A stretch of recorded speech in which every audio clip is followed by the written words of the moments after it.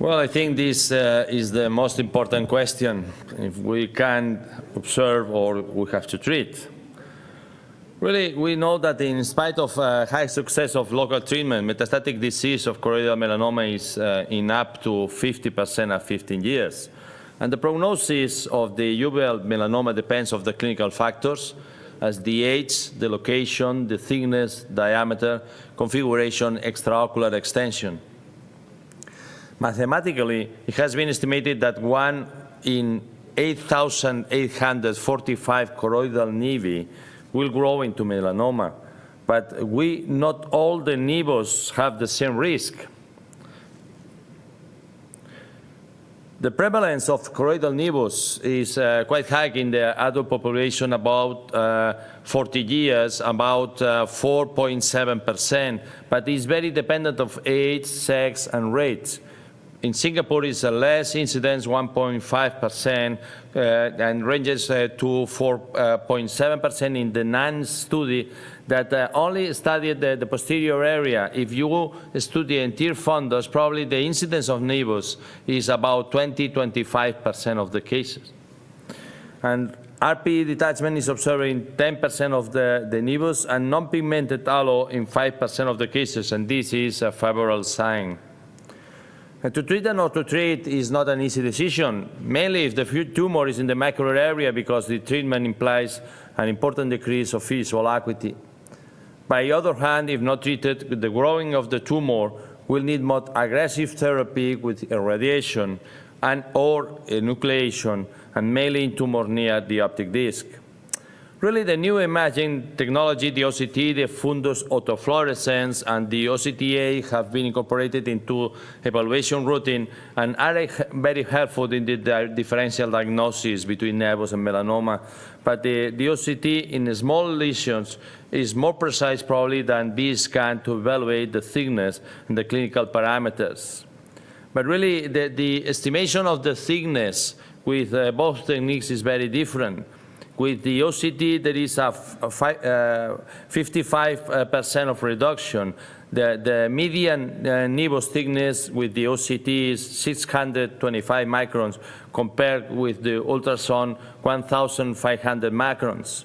And in melanoma, the median is 1,025 microns, compared with ultrasound 2,300 microns. So a quite important difference.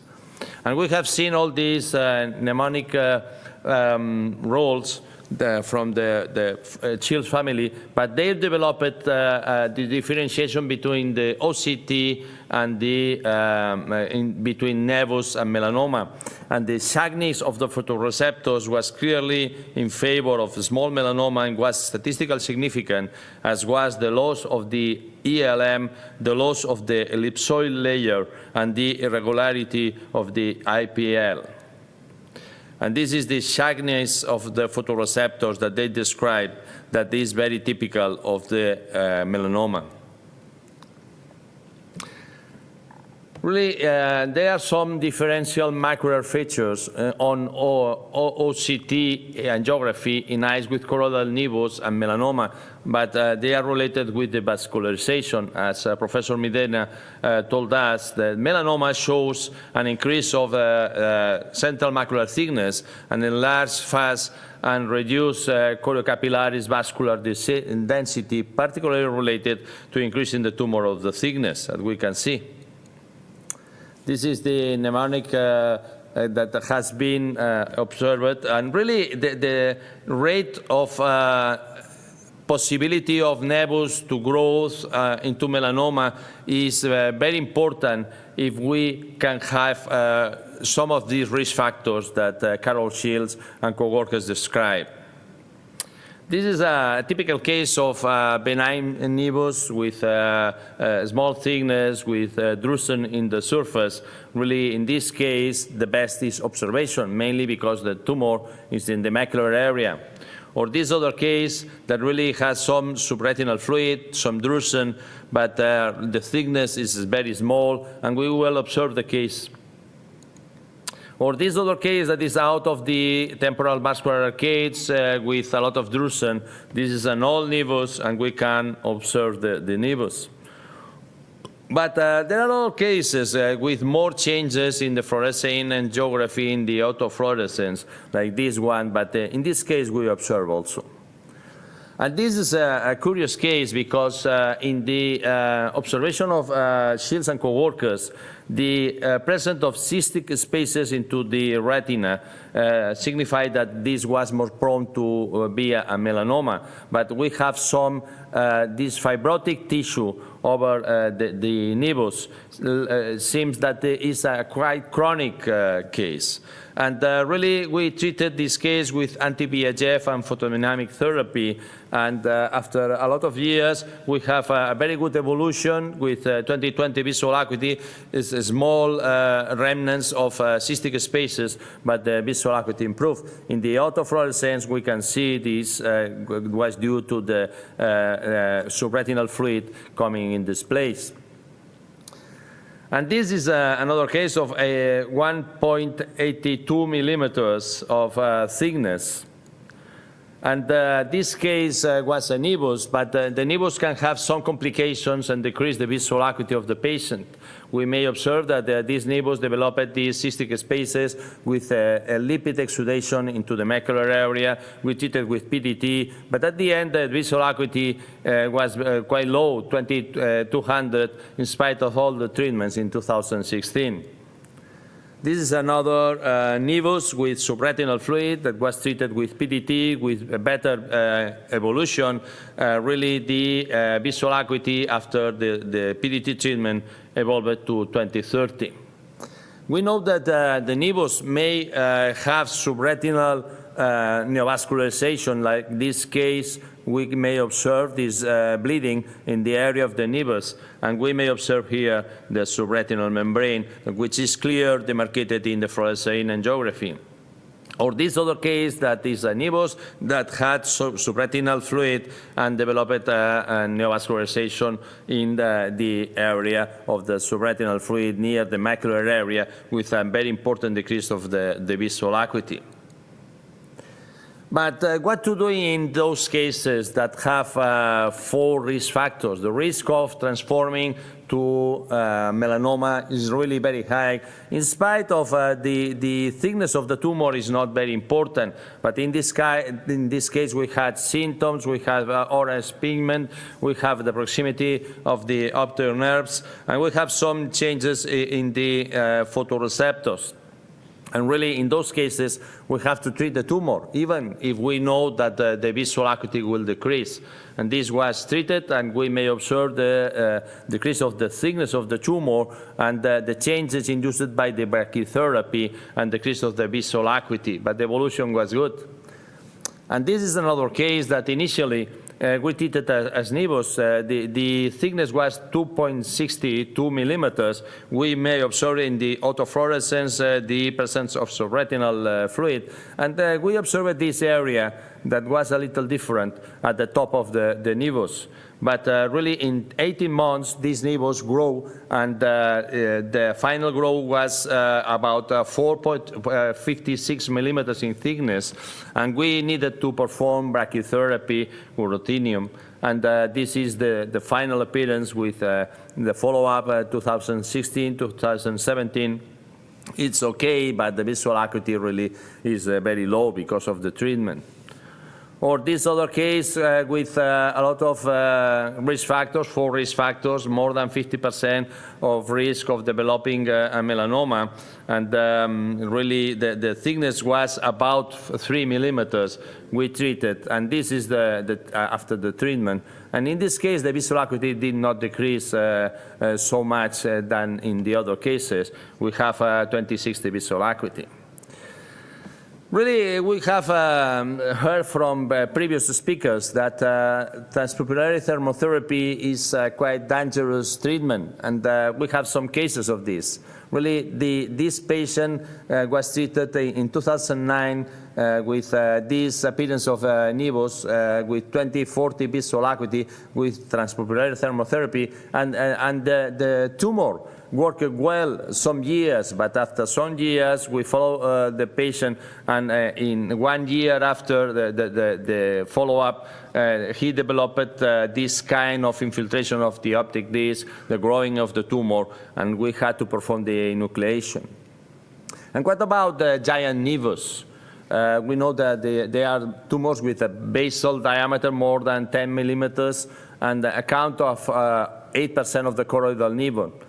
They may transform to melanoma in 80% of the cases at 10 years, and the most important risk factors are the proximity to the foveola and ultrasonic hollowness. Really, if you have a big nevus, the risk of transformation is much higher, like in this case with some orange pigment. But we follow the patient, and the patient is the same. Or this other case with this tumor with important changes in the fluorescein angiography and subretinal fluid, 6 spaces into the tumor area.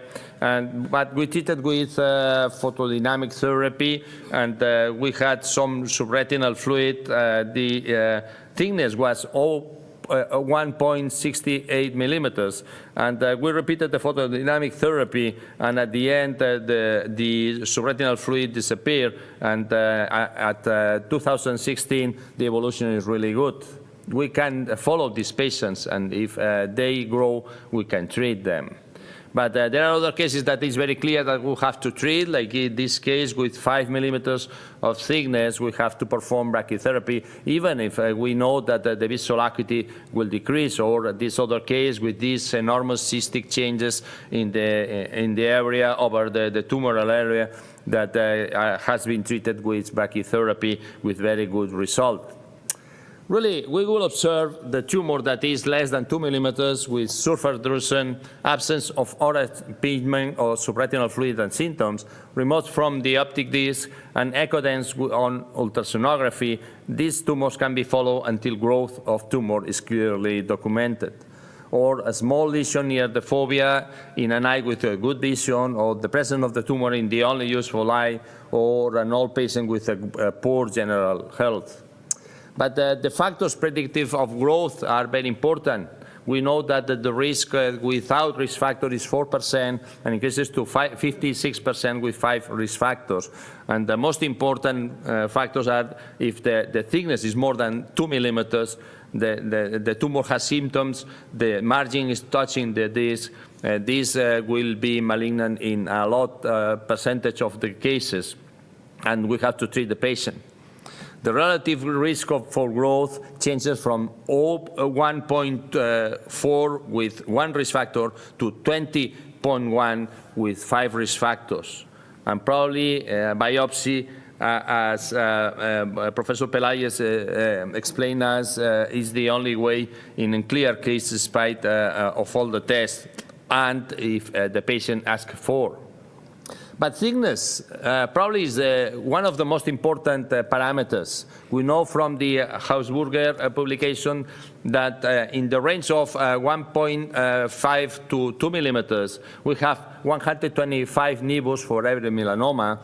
In the range of 2 to 2.5 millimeters, 25 nevus for every melanoma. In the range of 2.5 to 3 millimeters, 5 nevus for every melanoma. And diameter is another important factor. In conclusion, several factors influence the decision to treat or not to treat small melanocytic choroidal lesions. More than 2 millimeters of thickness, signals positive, margin touching the disc, have a great risk of malignant transformation and have to be treated with brachytherapy. Other factors, as good visual acuity in the other eye, poor general health may influence the management. Transmittal biopsy probably is the only option if we have not clear ideas and the differential diagnosis is difficult. And in peripheral tumors, we have more time to wait and see. Thank you very much. Thank you very much, Pepe. I think this, more than anything, tells us that it's not all that easy. So do we have any final questions or comments for Professor Arumi? it seems you made this absolutely crystal clear then, what to do, which I think is very impressive, because I certainly don't.